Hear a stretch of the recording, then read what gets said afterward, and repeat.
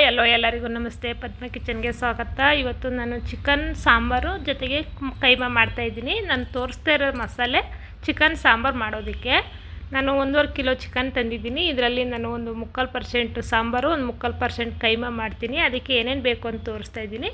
ನಾನು ತೋರಿಸ್ತಾ ಇರೋಂಥ ತೆಂಗಿನಕಾಯಿ, ಒಂದು ಅರ್ಧ ಟೊಮೊಟೊ, ಈರುಳ್ಳಿ, ಶುಂಠಿ, ಚಕ್ಕೆ, ಲವಂಗ, ಕೊತ್ತಂಬರಿ ಸೊಪ್ಪು ಇಷ್ಟನ್ನು ಕೂಡ ನಾನು ಸಾಂಬಾರು ಮಾಡೋದಕ್ಕೆ ತೋರಿಸ್ತಾ ಇದ್ದೀನಿ. ಕೈಮೆಗೆ ನಾನು ಸ್ವಲ್ಪ ಪೀಸು ಸಾಫ್ಟಾಗಿರೋದು ಎತ್ತಿಟ್ಕೊಂಡು ಇದರಲ್ಲಿ ಮೂಳೆ ಅಂಥದ್ದು ಮತ್ತು ಗುಂಡ್ಕಾಯಿ ತೊಳ್ಳೆ ಅಂತಾರಲ್ಲ ಇದೆಲ್ಲನೇ ನಾನು ಸಾಂಬಾರಿಗೆ ಇಟ್ಕೊಂಡಿದ್ದೀನಿ.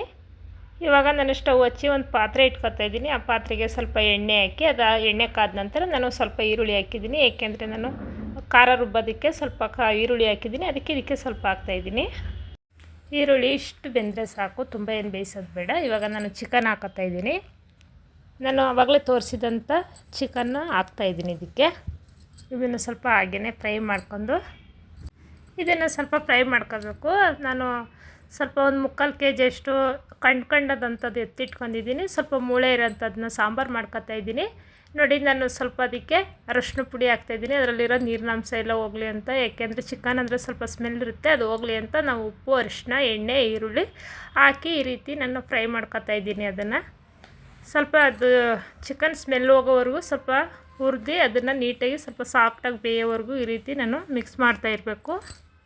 ಸ್ವಲ್ಪ ಉಪ್ಪು, ಅರಿಶಿನ, ಈರುಳ್ಳಿ ಈ ರೀತಿ ಹುರಿದು ಇದನ್ನೇ ಸ್ವಲ್ಪ ಬೇಯಿಸ್ಕೊಂಡು ಎತ್ಕೊಂಡು ತಿನ್ಬೋದು. ನೋಡಿ, ಈ ರೀತಿ ಅದು ಬೆಂದಾದ ನಂತರ ನಾನು ಖಾರನ ಹಾಕ್ತಾಯಿದ್ದೀನಿ. ಇದು ಖಾರ ನಾನು ಆವಾಗಲೇ ತೋರಿಸಿದಂಥ ಮಸಾಲೆನ ರುಬ್ಬಿ ರೆಡಿ ಮಾಡಿ ಇಟ್ಕೊಂಡು ಹಾಕ್ತಾಯಿದ್ದೀನಿ.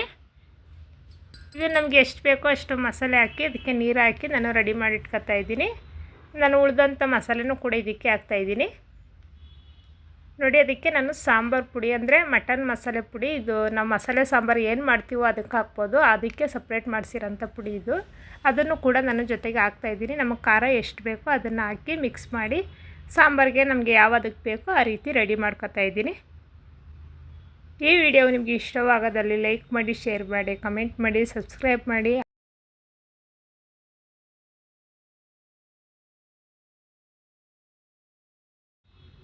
ಇದು ಸ್ವಲ್ಪ ಚೆನ್ನಾಗಿ ಕುದಿ ಬರೋವರೆಗೂ, ಒಂದು 2-3 ಕುದಿ ಬರೋವರೆಗೂ ಬೇಯಿಸ್ಕೋಬೇಕು. ಸಾಂಬಾರು ನಮಗೆ ಒಂದು ಹದ ಬರುತ್ತೆ ಅನ್ನೋದಕ್ಕೋಸ್ಕರ ನಾವು ಬೇಯಿಸಿ ರೆಡಿ ಮಾಡಿ ಇಟ್ಕೋಬೇಕು. ಇದನ್ನು ನಾನು ರುಚಿಗೆ ತಕ್ಕಷ್ಟು ಉಪ್ಪು ಹಾಕಿ ಇದನ್ನು ನಾನು ಸೈಡ್ಗೆ ಇಟ್ಕೊಂಡು ಇದು ಬೇಯ್ತಾ ಇದೆ. ನಾನು ಬೇರೆ ಕೈಮಾ ಮಾಡೋದು ಹೇಗೆ ಅಂತ ತೋರಿಸ್ತೀನಿ. ನಾನು ಆವಾಗಲೇ ಸ್ವಲ್ಪ ಕೈಮಗೆ ಎತ್ತಿಟ್ಕೊಂಡಿದ್ದಂಥ ಚಿಕನ್ ತೋರಿಸ್ತಾ ಇದ್ದೀನಿ. ಒಂದು 3/4 ಕಿಲೋ ಅಷ್ಟು ನಾನು ಚಿಕನ್ ಎತ್ತಿಟ್ಕೊಂಡಿದ್ದೀನಿ. ಬರೀ ಮಾಂಸದಂಥದ್ದು ಅದು. ನೋಡಿ, ಇದು ಮಸಾಲೆ ಏನೇನು ಬೇಕು ಅಂತ ತೋರಿಸ್ತಾ ಇದ್ದೀನಿ. ಯಾಕೆ ಕೈಮಾ ಮಾಡೋದಕ್ಕೆ ನಾನು ಒಂದು ಕಪ್ಪು, ಚಿಕ್ಕ ಕಪ್ಪಲ್ಲಿ 1 ಕಪ್ಪು ಕಾಯಿ, 1 ಕಪ್ ಕಡಲೆ, ಸ್ವಲ್ಪ ಕೊತ್ತಂಬರಿ ಸೊಪ್ಪು, ಅದಕ್ಕೆ 2 ಹಸಿಮೆಣ್ಸಿಕಾಯಿ ಹಾಕೊಂಡಿದ್ದೀನಿ. ನಾನು ಇದರಲ್ಲಿ ಒಂದು 3 ಬೆಳ್ಳುಳ್ಳಿನ ಹಾಕೊಂಡಿದ್ದೀನಿ. ಜೊತೆಗೆ 2 ಈರುಳ್ಳಿ ಕಟ್ ಮಾಡಿ ಇಟ್ಕೊಂಡಿದ್ದೀನಿ. 1 ಇಂಚು ಶುಂಠಿ, ಚಕ್ಕೆ, ಲವಂಗ, 1 ಟೇಬಲ್ ಸ್ಪೂನಷ್ಟು ಮೆಣಸು, ಇದು 1.5 ಟೇಬಲ್ ಸ್ಪೂನಷ್ಟು ಗಸಗಸೆ, ಎರಡನ್ನೂ ಕೂಡ ನಾನು ಹುರಿದು ಇಟ್ಕೊತಾ ಇದ್ದೀನಿ. ಇದು ಮಸಾಲೆ ಜೊತೆಗೆ ಇದನ್ನು ಪೇಸ್ಟ್ ಮಾಡ್ಕೋಬೇಕು. ಅದಕ್ಕೋಸ್ಕರನೇ ನಾನು ಇದನ್ನು ಸ್ವಲ್ಪ ಲೈಟಾಗಿ ಮೀಡಿಯಮ್ ಫ್ಲೇಮಲ್ಲಿ ಇಟ್ಕೊಂಡು ನಾನು ಈ ರೀತಿ ಇದನ್ನು ಹುರ್ಕೋತಾ ಇದ್ದೀನಿ. ಇದನ್ನು ಇವಾಗ ನಾನು ಎಲ್ಲನ ಹಾಕ್ಕೊಂಡು ಮಿಕ್ಸಿ ಜಾರ್ಗೆ ನಾನು ಇದನ್ನು ಪೇಸ್ಟ್ ಮಾಡ್ಕೋತಾ ಇದ್ದೀನಿ. ಇದಕ್ಕೆ ಏನೇನು ಬೇಕು ಅಂತ ತೋರಿಸ್ತೀನಲ್ಲ, ಆವಾಗಲೇ ಅದೇ ಮಸಾಲೆ ಎಲ್ಲನ ಹಾಕೋತಾ ಇದ್ದೀನಿ. ನೋಡಿ, ನಾನು ಕಾಯಿ, ಈರುಳ್ಳಿ, ಬೆಳ್ಳುಳ್ಳಿ, ಜೊತೆಗೆ ಚಕ್ಕೆ, ಲವಂಗ, ಶುಂಠಿ, ಸ್ವಲ್ಪ ಹುರ್ಗಡ್ಲೆ, ಅದಕ್ಕೆ ಕೊತ್ತಂಬರಿ ಸೊಪ್ಪು, 2 ಹಸಿಮೆಣ್ಸಿನ್ಕಾಯಿ ಇಷ್ಟನ್ನು ಕೂಡ ನಾನು ಪೇಸ್ಟ್ ಮಾಡ್ಕೊತಾ ಇದ್ದೀನಿ. ಜೊತೆಗೇ ನಾನು ಆವಾಗಲೇ ತೋರಿಸಿದಂಥ ಚಿಕನನ್ನು ಪೇಸ್ಟ್ ಮಾಡಬೇಕು. ಇದು ತುಂಬ ನುಣ್ಣಗೆ ಮಾಡ್ಬೋದು, ಸ್ವಲ್ಪ ದಪ್ಪ ಇರಬೇಕು. ಅದರ ಜೊತೆಗೇ ಸ್ವಲ್ಪ ನಾವು ಏನು ಪೇಸ್ಟ್ ಮಾಡಿ ಇಟ್ಕೊಂಡಿದ್ದೀನೋ ಇದು ಮಸಾಲೆನೂ ಕೂಡ ನಾನು ಇದಕ್ಕೆ 1.5 ಸ್ಪೂನ್ ಹಾಕ್ತಾಯಿದ್ದೀನಿ. ಇದನ್ನು ಮಿಕ್ಸಿ ಜಾರಲ್ಲಿ ಇದನ್ನು ಪೇಸ್ಟ್ ಮಾಡ್ಕೊತಾ ಇದ್ದೀನಿ. ತುಂಬ ಪೇಸ್ಟ್ ಮಾಡೋದೇನು ಬೇಕಾಗಿಲ್ಲ, ಸ್ವಲ್ಪ ದಪ್ಪ ಇದ್ದರೂ ಸಾಕು. ನಾನು ಮಾಡಿರೋದ್ರಲ್ಲಿ ಈ ರೀತಿ ಮಾಡ್ಕೊಂಡ್ರೆ ಸಾಕು. ನಾನು ತೋರಿಸ್ತಾ ಇದ್ದೀನಲ್ಲ, ಈ ಮೀಡಿಯಮ್ಗೆ ನಾವು ಪೇಸ್ಟ್ ಮಾಡ್ಕೊಂಡ್ರೆ ಸಾಕು. ನಾನು ಇದೇ ರೀತಿ ಎಲ್ಲನೂ ಕೂಡ ನಾನು ಪೇಸ್ಟ್ ಮಾಡಿ ಹಾಕ್ತಾಯಿದ್ದೀನಿ. ಏಕೆಂದರೆ ಎಲ್ಲನೂ ಲಾಂಗ್ ವೀಡಿಯೋ ಆಗುತ್ತೆ ಅಂತ ನಾನು ಎಲ್ಲನೂ ವೀಡಿಯೋ ಮಾಡಿಲ್ಲ. ಅದಕ್ಕೆ ರುಚಿಗೆ ತಕ್ಕಷ್ಟು ಉಪ್ಪು, ನಾನೇನು ಮಸಾಲೆ ರುಬ್ಬಿ ರೆಡಿ ಮಾಡಿದ್ದನ್ನು ಅದನ್ನು ಕೂಡ ಹಾಕಿ ಜೊತೆಗೆ ಸ್ವಲ್ಪ ಮಿಕ್ಸ್ ಮಾಡ್ತಾಯಿದ್ದೀನಿ.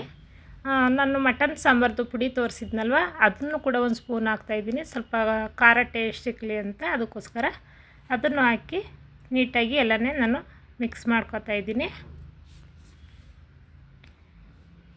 ಈ ರೀತಿ ಮಿಕ್ಸ್ ಮಾಡ್ಕೊಂಡ್ರೆ ತುಂಬಾ ಚೆನ್ನಾಗಿರುತ್ತೆ. ಉಪ್ಪು ಖಾರ ಎಲ್ಲ ಒಂದೇ ಅಳತೆಯಲ್ಲಿ ಹಾಕಿದ್ರಂತೂ ತುಂಬ ಟೇಸ್ಟ್ ಇರುತ್ತೆ. ಸಾಮಾನ್ಯವಾಗಿ ಇದನ್ನು ಮಾಡೋದು ಮಟನಲ್ಲಿ ಮಾತ್ರ, ಕೈಮಾ ಚಿಕನಲ್ಲಿ ಅಷ್ಟು ಮಾಡೋದಿಲ್ಲ. ಆದರೆ ಇವಾಗ ಎಲ್ಲನೂ ಮಾಡ್ಬೋದು ಅಂತ ನೋಡೋಣ ಅಂತ ಒಂದು ಸಲ ಟ್ರೈ ಮಾಡೋಣ ಅಂತ ಮಾಡಿದ್ದೆ. ತುಂಬ ಚೆನ್ನಾಗಿ ಬಂದಿತ್ತು. ಇದು ಆವಾಗ ನಾನು ಕೂಡ 2-3 ಸಲ ಮಾಡಿದೆ. ಅದಾದ ನಂತರ ಒಂದು ವಿಡಿಯೋ ಮಾಡೋಣ ಅಂತ ಅದನ್ನು ಕೂಡ ಮಾಡಿ ತೋರಿಸ್ತಾ ಇದ್ದೀನಿ. ತುಂಬ ಅಂದರೆ ತುಂಬ ರುಚಿಕರವಾಗಿ ಟೇಸ್ಟು ಕೂಡ ಇತ್ತು. ತುಂಬ ರುಚಿಕರವಾಗೂ ಬರುತ್ತೆ. ಅದಕ್ಕೋಸ್ಕರನೇ ನಾನು ಮಾಡಿ ತೋರಿಸ್ತಾ ಇದ್ದೀನಿ. ನೀವು ಕೂಡ ಮನೇಲಿ ಮಾಡ್ಬೋದು. ಇದು ಮಕ್ಕಳಿಗೆಲ್ಲ ಇಷ್ಟ ಆಗುತ್ತೆ. ಮತ್ತು ವಯಸ್ಸಾದವ್ರಿಗೆ ಸ್ವಲ್ಪ ಅಲ್ಲೆಲ್ಲ ಇಲ್ಲ ಅಂತ ಅಂದರೆ ಅವರು ಕೂಡ ತಿನ್ಬೋದು. ಸಾಫ್ಟಾಗಿರುತ್ತೆ. ನಾನು ಉಂಡೆ ಏನು ರೆಡಿ ಮಾಡಿ ಇಟ್ಕೊಂಡಿದ್ದೀನೋ ಅದನ್ನು ನಾನು ಆವಾಗಲೇ ಸಾಂಬಾರು ತೋರಿಸಿದ್ನಲ್ಲ ಅದಕ್ಕೆ ಬಿಡ್ತಾಯಿದ್ದೀನಿ. ಇದು ಒಡೆಯಲ್ಲ, ಏನಕ್ಕೆ ಒಡೆಯಲ್ಲ, ನಾವು ಕರೆಕ್ಟಾಗಿ ಮಸಾಲೆ ಎಲ್ಲ ಅಳತೆಯಾಗಿ ಹಾಕಿ ಮಾಡಿದ್ರಂತೂ ಇದು ಒಡೆಯಲ್ಲ. ಕೆಲವರು ಒಡೆದೋಗುತ್ತೆ ಅಂತಾರೆ. ಇಲ್ಲ, ಖಂಡಿತ ಒಡೆಯಲ್ಲ. ನೋಡಿ, ನಾನು ನಿಮಗೆ ಪೂರ್ತಿ ಎಲ್ಲ ತೋರಿಸ್ತಾ ಇದ್ದೀನಿ. ನಾನು ಏನೇನು ಮಾಡಿದ್ದೀನಿ ಅಂತ ತೋರಿಸ್ತಾ ಇದ್ದೀನಿ. ಈ ಮೀಡಿಯಮಲ್ಲಿ ನೀವು ಮಾಡಿ ರೆಡಿ ಮಾಡಿ ಇಟ್ಕೊಂಡ್ರೆ ಈ ಬೇಯೋಂಥ ಸಾಂಬಾರಿಗೆ ಹಾಕಿದ್ರೆ ನೋಡಿ ಒಂದು ಕೂಡ ಒಡೆದಿಲ್ಲ.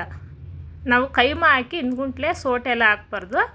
ಒಂದು 10 ನಿಮಿಷ 15 ನಿಮಿಷ ಅದನ್ನು ಬೇಯೋದಕ್ಕೆ ಬಿಡಬೇಕು. ಬೆಂದಾದಮೇಲೆ ಅದೇ ನೀಟಾಗಿ ಎಲ್ಲ ಮೊಟ್ಟೆ ಥರ ಬೆಂದು ಮೇಲ್ಗಡೆನೇ ಬರುತ್ತೆ. ನೋಡಿ ಎಷ್ಟು ಚೆನ್ನಾಗಿ ಕಾಣಿಸ್ತದೆ.